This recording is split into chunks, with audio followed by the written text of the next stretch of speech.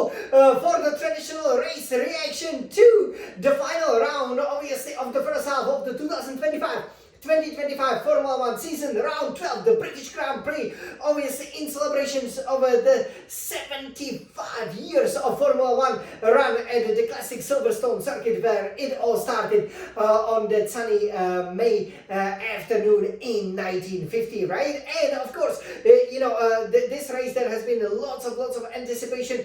Lots of teams were bringing in upgrades, so obviously we would probably have a different, running order as well. It was very important, obviously, to see, right, where exactly we as Scuderia Ferrari would stand. So in this exclusive race reaction, you can probably already guess, because we are not playing the national anthem of Italy, that we are not celebrating 10th victory of Lewis Hamilton or the first victory of Charles Leclerc here at the British circuit. But nevertheless, it was a cracker of a race. I thought we could have definitely won it. And I think there are so many positives to take, from this race weekend, and we will tell you everything about it. So, as obviously, the gates open to this classic circuit, as obviously that golden trophy was, placed there, onto the podium against Silverstone, the British Grand Prix, which is the best, I believe, the Grand Prix winner trophy. And they had a really cool, then trophies on the podium as well, obviously inspired by the Lego, which came as maybe as a bit of a shock, or maybe as a, unnecessary surprise to one of the podium finishers. But we will definitely get back to that.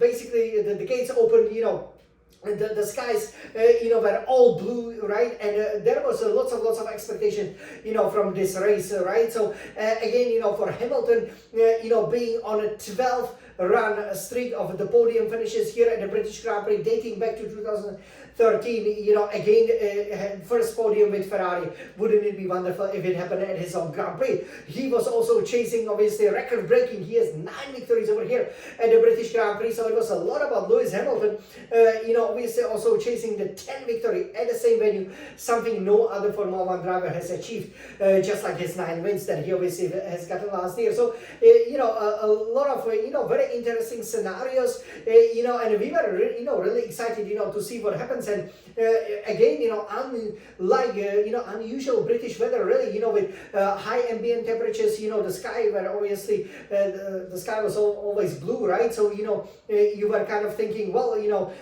it's turning out to be another hot, sunny summer 2025 Grand Prix weekend. But sadly, the race and already, the qualifying was run in slightly different conditions. But from what we've seen in free practice 1, free practice 2, free practice 3, as I was obviously showing you the hot laps, right, the new F125 hot lap, the red hot lap, me dominating obviously the British Grand Prix.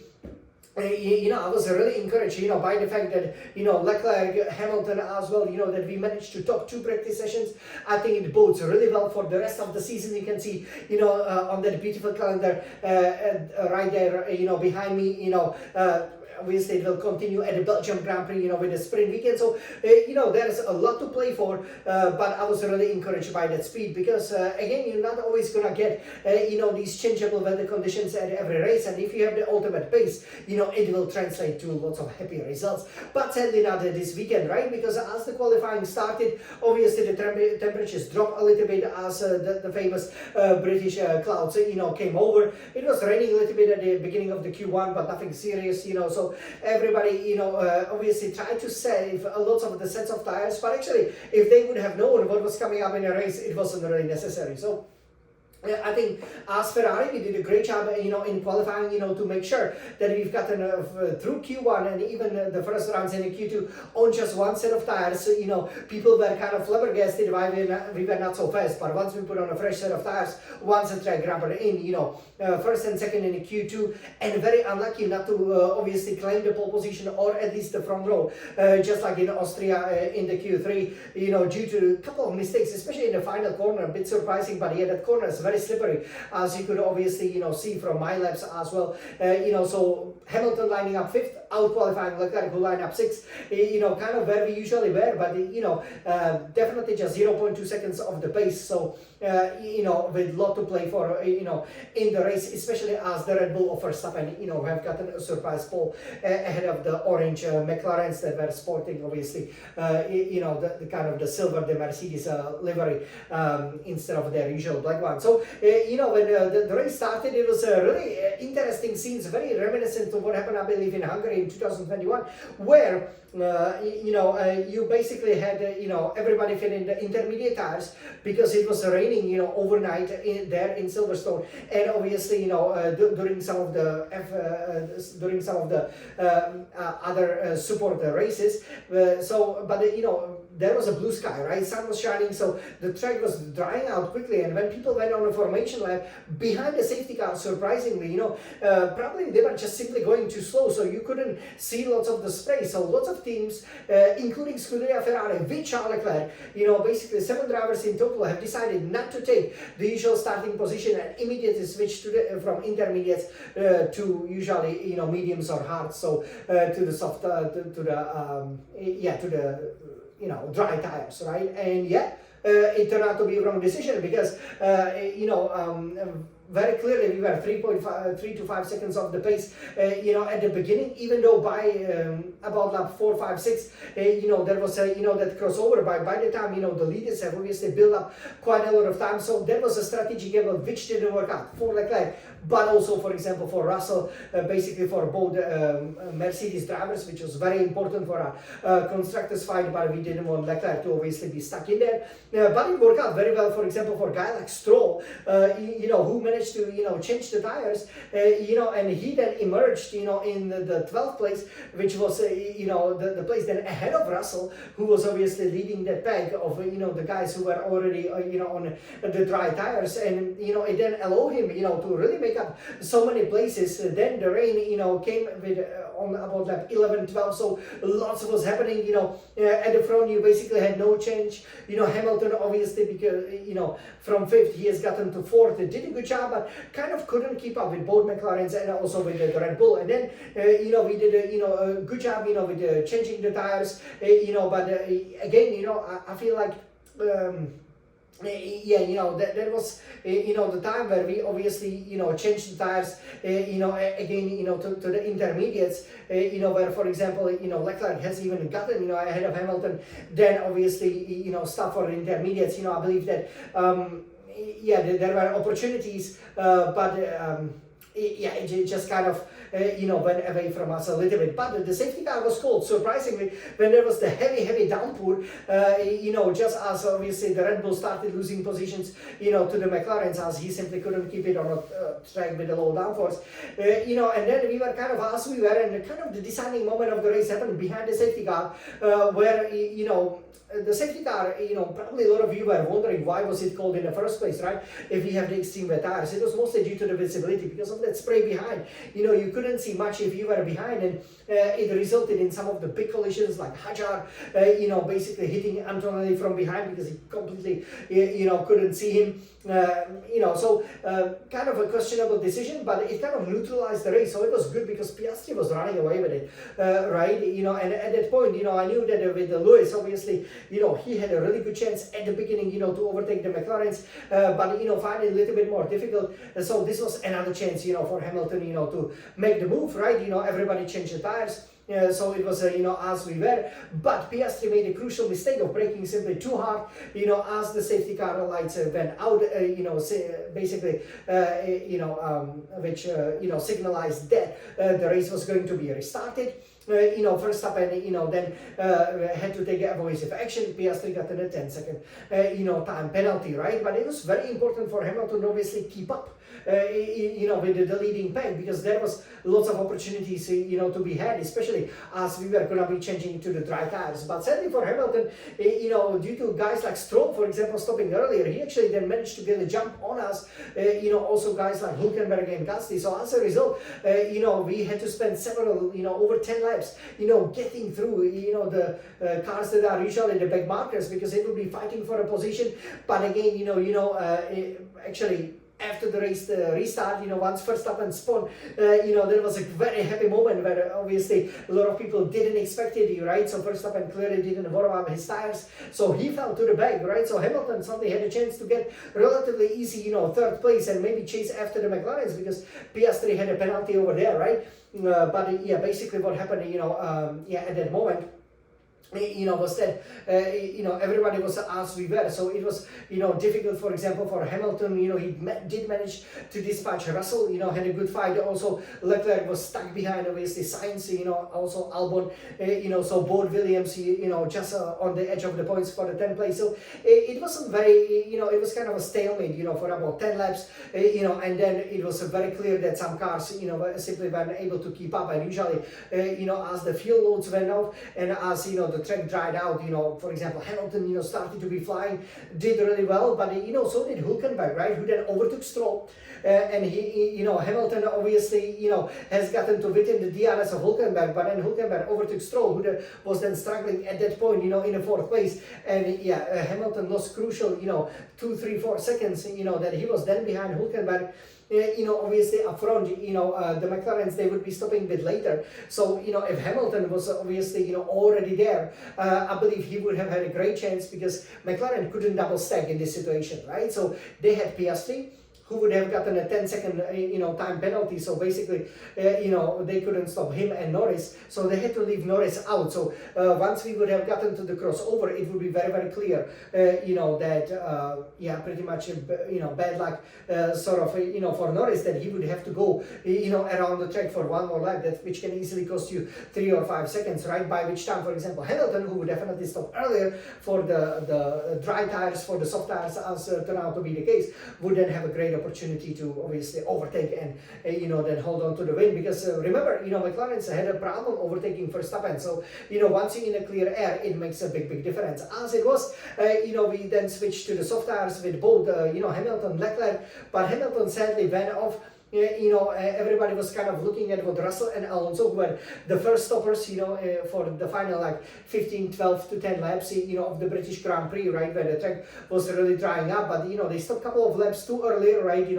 Alonso was struggling, Russell, but Alonso, still managed to overtake Russell, finish ahead of him because, by stopping one lap earlier, you can always at least warm up the dry tire. So, when, the crossover is right, when usually the DRS is enabled, that's the right time to stop. We did it very well with Hamilton, but so what was the case with Hülkenberg, right? But because Hülkenberg, he remembers never scored a podium, right? He didn't make any mistakes, and Hamilton ran wide, got overtaken, by Leclerc, who stopped one lap later. Then it basically meant, for Lewis, that he lost the critical 3 to 5 seconds, which was then the difference between him extending his podium run to the lucky or unlucky 13. I guess that's why it didn't happen, here at Silverstone, and why Hülkenberg got his very first podium, and obviously Norris then took the victory due to Piastri's penalty. Felt, was maybe a bit harsh that it was 10 seconds, but, when you're fighting Verstappen, you always have to make sure you don't do anything silly. And overall,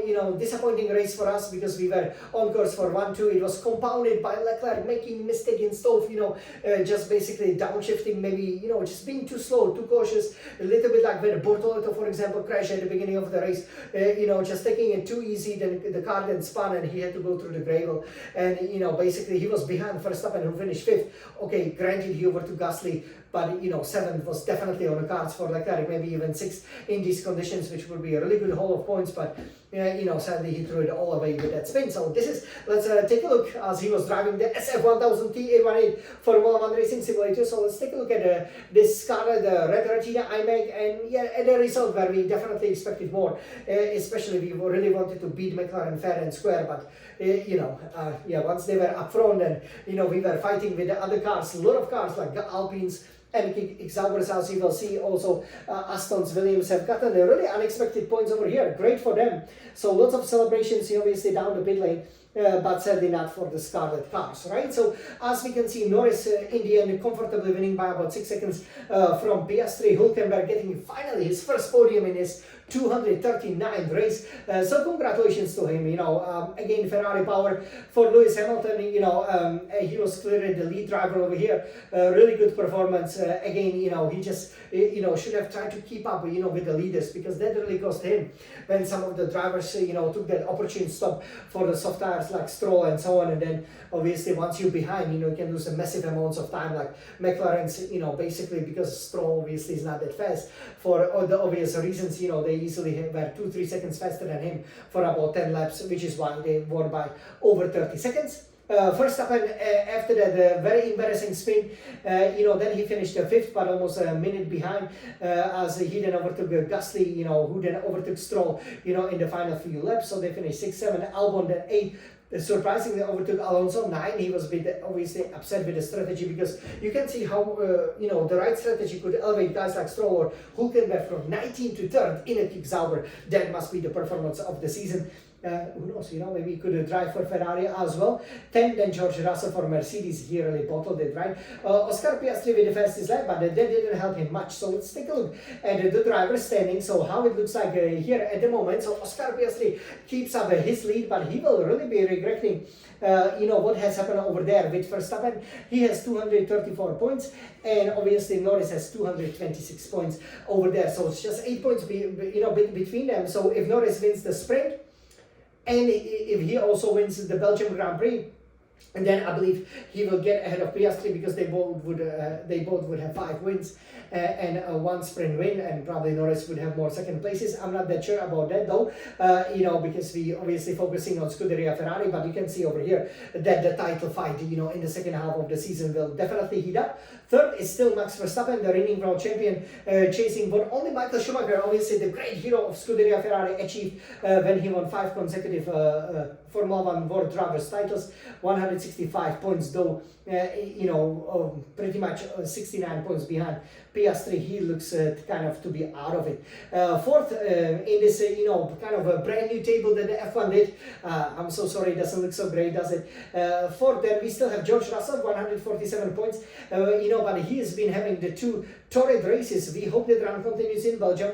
5th, Charles Leclerc, 119 points, could have made up some points, but at least Lewis Hamilton is now 6th, 103 points, keeps up the 6th place, but now with over 100 points over there, and getting very, very close to Leclerc. It's going to be interesting what happens there. 7th, Andrea Kimi Antonelli, 63 points, again, not really, his weekends, recent few weekends, with scoring the double pretty much DNF.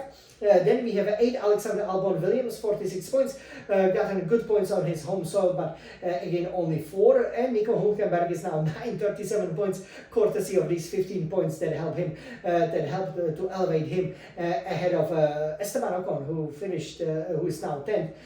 Obviously over here, 23 points, didn't have a good race. 11 is Isaac Hadjar, racing both 21 points, also didn't do so well here. Then we have 12, Lance Stroll, 20 points. Aston Martin, keeps up ahead of Alonso. Alonso definitely expected to finally get ahead of Stroll for the first time this season, but it's not gonna be happening until Belgium. Which is, by the way, coming in 3 weeks' time. So we're having a bit of a double summer break now. For Alpine, so Pierre Gasly is 13 with 19 points. 14 is then Fernando Alonso, 16 points, Aston Martin. Then 15, we have Carlos Sainz Williams, 13 points. The season's not going well for the former Ferrari driver. 16, Liam Lawson, Racing Bulls, 12 points. 17, Yuki Tsunoda, Red Bull Racing, 10 points. That's a disaster, isn't it? 18, Oliver Berman Haas, he definitely could have scored points, and a lot of them, they were on the point, but obviously silly mistake in a free practice 3, crashing under the red flags means that he still stays on 6 points. And 19, Gabriel Bortoleto, the reigning F2 champion for Prix Sauber, crashed out at the beginning of the race, 4 points, as did 20th Franco Colapinto, Alpine, 0 points, and Jack Doohan stays 21st for Alpine, 0 points. So this is the driver's table. We definitely wanted to make up very more points, but again, I think the upgrades are working. It's not always going to be raining. even though who knows what's going to happen in Belgium and Hungary, but looking at the calendar, definitely, I'm pretty sure there are going to be a lot of dry races, and I think dry and hotter races that will play to our advantage. And remember, the final third of the season, that's always guaranteed to have a very high track temperature. So again, lots to play for. This is the constructors table. So McLaren now extend that points lead to 460 points. Scuderia Ferrari, we are second, 222 points. It's good, but less than half of the points of McLaren's. Again, we expected many more points from the race, but at least we extended the point by 11 points to third place Mercedes, who have 210 points. So that's always positive. For the Red Bull Racing, 172 points. They kind of stopped scoring points. Fifth, Williams, could they catch them? 59 points. Well, they're gonna be watching their back. 6 kicks over. About to be Audi. Obviously, you can see on my wonderful YouTube channel, the Audi A5 convertible, which we rented, and they're very strong. 41 points. Audi definitely looking strong with the former Ferrari boss, Andrea Binotto. Definitely looking. To even challenge for the 5th place. Then 7 Racing Bulls, 36 points. 8 Aston Martin, 36 points. They must be disappointed that they actually dropped down despite their double points finish. 9 Haas, 29 points. 10 Alpine, all points thanks to Pierre Gasly, 19 points. But again, they still have a chance. We will see what happens with the second Alpine seat. If they keep up Colapinto, I think they will. But if they put in Bottas, or hey, how about Mick Schumacher, right? That could be the chance for Alpine, because I think the fight for even the 5th place in the constructors table, definitely 6, 7, 8, 9, is all wide open. I think Red Bull, they will stay 4th, and it's between us and Mercedes. Hopefully, we can start beating McLaren's on a regular basis. I wouldn't count out anything at the midway stage of the season. This is how it looks like, but obviously, a far cry from what we expected in both constructors and drivers championships. And this is how the race finished. Congratulations to Norris. I think for the first time in his career, he has won 2 races on a trot. And the championship is getting ever so close. Even though, I have to say that, I really hope, with the sprint, obviously the 3rd sprint of the season coming in Belgium, it's going to be very exciting. I really hope, that we will start the second half of the season, with a bang, Hamilton or maybe Leclerc getting, that sprint victory, and especially the Grand Prix victory. Who knows, the title against could go down to the wire. It was a really, exciting, British Grand Prix. Lots of weather changes, lots of, different teams, scoring the points, as I'm looking at it over here, I believe, only, 2 teams. Yes, it looks like 3, 4, 5, 6, 7, only 2 teams, basically Racing Bulls over here, didn't score the points and Haas's. So, lots of happy faces as we left. Guys, this was the exclusive race reaction from Jan, the Smiling Sun champion, obviously Ferrari's biggest fan. And now, obviously, happy 38-year-old, chasing these Formula 1 Grand Prix winner trophies. We didn't win. But it doesn't mean, we cannot, do what we did last year and start winning regularly in the second half of the season. But for now, let's enjoy this beautiful sunny summer 2025. You can see I've already gotten some, suntan, because obviously, the weather's been just absolutely perfect. And I hope you guys, will enjoy this rather unusual, a break of 2 weekends. So actually, the next race, in Belgium will take place in 3 weeks, not in 2 weeks. So it's like a mini summer break before we go to Belgium, Hungary, and then that proper, long, almost 1 month long summer break, so that we can enjoy the plenty of sunshine and some celebrations, right? Definitely stay tuned. And without the further ado, all I can say is, let's go! Forza Ferrari! Let's race! And let's show everybody who's the most special and the fastest car! Forza Ferrari!